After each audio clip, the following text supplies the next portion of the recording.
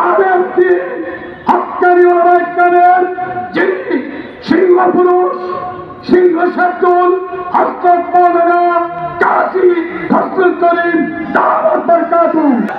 আসসালামু আলাইকুম ওয়া রাহমাতুল্লাহি ওয়া বারাকাতুহু। আলহামদুলিল্লাহ والصلاة والسلام على رسول الله وجاهدوا في سبيل الله। সংগ্রামী তৌহিদি জনতা, ওলামা মাশায়েখ বৃন্দ, সর্বস্তরে তাবলীগী সাথী ভাই ও বোনগণ এবং আপনারা যারা শুনছেন, সাদ সাহেবের সঙ্গে এটা কোনো তাবলীগ জামাতের বিরোধিতা নয়। সাদ সাহেবের বিরোধিতা কোরআন এবং হাদিসের বিরোধিতা। সাদ সাহেবের বিরোধিতা সত্য মিথ্যার বিরোধিতা।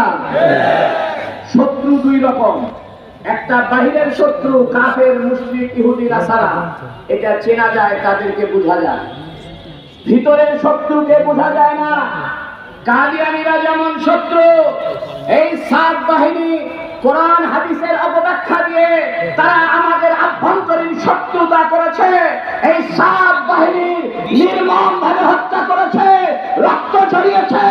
ও সাত বাহিনী জেনে রাখো, এক সাগর রক্তের বিনিময় হলো এদেশে সাত পন্থী বাতিলদেরকে উৎখাত করেছে।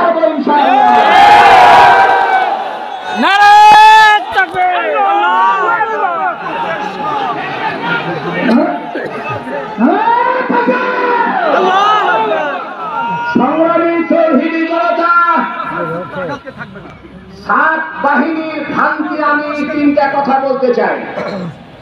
সাত বাহিনীর প্রধান এই সন্ত্রাসী সাত কান্ধরবি ভারতের সাত। সে বলে কোরআন শরীফ না বুঝে পড়লে হারাম হবে। আমাদের বাপদাদা 1400 বছর ধরে কোরআন তেলাওয়াত করছেন, কোরআনের অর্থ বুঝতেছেন। সে বলতেছে কোরআনের অর্থ না বুঝে পড়লে কোরআন গুনাহ হবে। সাত বাহিনী পরেলা ডিসেম্বরে ভাষণ দিয়েছে মৌলভী সাদ কান্ধলভী। যারা তাবলীগ জামাতের বাইরে ইসলামের অন্য কোন জায়গায় দান খয়রাত করবে, তাদের দান খয়রাতে সওয়াব হবে না। সাত বাহিনী বলে হযরত ওমর রাদিয়াল্লাহু আনহুর কারণে মদিনাতে খেলাফত ক্ষতিগ্রস্ত হয়েছে। সাত বাহিনী বলে মুসা আলাইহিস সালাম বনি ইসরাইলকে রেখে তুর পাহাড়ে গিয়েছিলেন আল্লাহর সঙ্গে দেখা করার জন্য। এই যাওয়াটা তার তাবলীগের কাজ বাদ দিয়া তুর পাহাড়ে যাওয়াটা অন্যায় হয়েছে। সাত বাহিনী বলে যারা মসজিদে ইমামতি করে অর্থ গ্রহণ করে, মাদ্রাসায় পড়িয়ে টাকা পয়সা বেতন গ্রহণ করে, তাদের টাকা বেশ্যার টাকার চাইতেও খারাপ। আপনাদের কাছে বিচারের দায় দিলাম, এই সাত পন্থী যদি এই আকীদার বিশ্বাস রাখে, কোন মসজিদে তাদের জায়গা হবে না। আমাদের স্পষ্ট ঘোষণা। আমরা শুনতে পাচ্ছি ঝোপ গাড়িতে নাকি ইস্তেমা করবে। তোমাদের কলিজার সাহস থাকলে ঝোপ গাড়ির ইস্তেমা করতে পারবে না। প্রশাসনকে বলে দিতে চাই, রক্তের বন্যা বয়ে যাবে।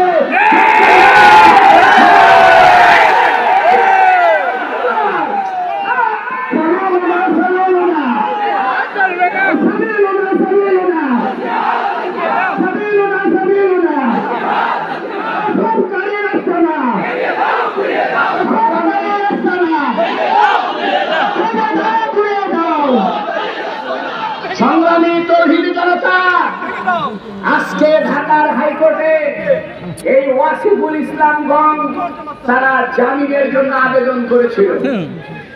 আমরা খবর পেয়েছি তাদের জামিন আবেদন বাতিল হয়েছে। আমরা শুকরিয়া জানাই প্রশাসনকে, তারা বুঝতে শুরু করেছে সাত বাহিনী শুধু ইসলামের শত্রু নয়, এরা এক দেশের শত্রু। ভারতে বসে শেখ হাসিনা যেমন চক্রান্ত করতেছে, একই রকম ভাবে মৌলভী সাদ কান্ধলভী বাংলাদেশে লাশ পালনের রাজনীতির চক্রান্ত করতেছে। দৈনিক নয়াদিগন্তে এবং বিভিন্ন মিডিয়াতে স্পষ্ট হয়েছে, ভারতে বসে বসে মোসাদের গোয়েন্দা সংস্থা এবং ভারতের গোয়েন্দা সংস্থা তারা পরিকল্পনা করেছে ইচ্ছাকৃতভাবে এদেশে মুসলমানদের ভিতরে দ্বন্দ্ব বাজায় দিবে। আমরা স্পষ্ট বলতে চাই, আমরা শান্তিপ্রিয়, ইসলাম শান্তির ধর্ম। আমরা চাইলে ঝোপ গাড়িকে 1 সেকেন্ডে ধূলিসাৎ করে দিতে পারি। আমরা শান্তি চাই, শৃঙ্খলা চাই। আজকের সাতমাথায় লক্ষ জনতার বিক্ষোভ সমাবেশ একথা প্রমাণ করেছে।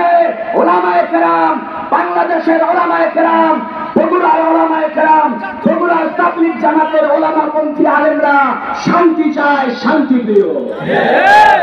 তবে আমাদের ধৈর্যের বাঁধ ভেঙে দিবেন না, ধৈর্যের বাঁধ ভেঙে দিবেন না।